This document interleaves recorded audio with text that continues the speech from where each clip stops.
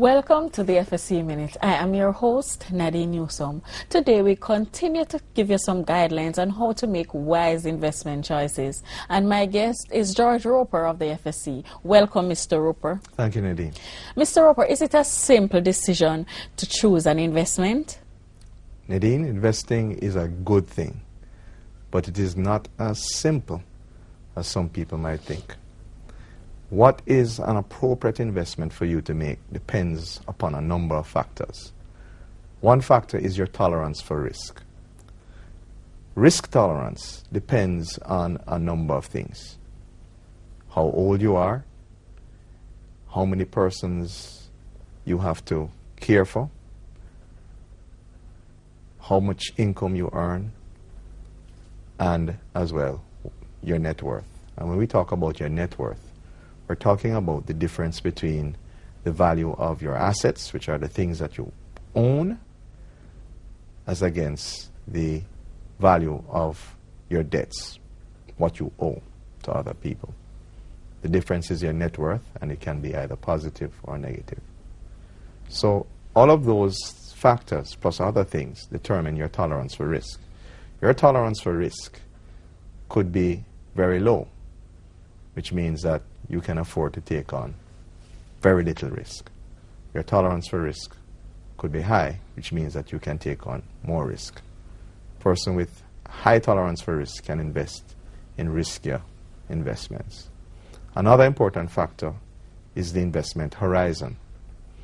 That's a time frame within which you need money from your investment. If your investment horizon is very short, then you need to invest in investments which can be converted to cash very easily. If your investment horizon is long, then you can invest in investments which are not so easily convertible into cash. How can the FSC help the investor? Well, let me remind you what the mandate of the FSC is. The FSC is there to protect the users of financial services. Members of the public who invest in securities are investors, and therefore they are users of financial services, and the FSC is there to protect them.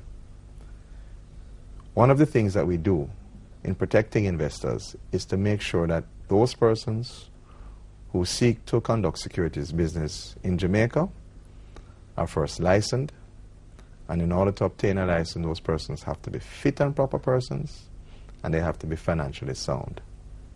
Another important thing we do is we make sure that anybody who originates an investment product, and we call those persons issuers, we make sure that those issuers are registered in respect to their investment products before those products are offered to the public.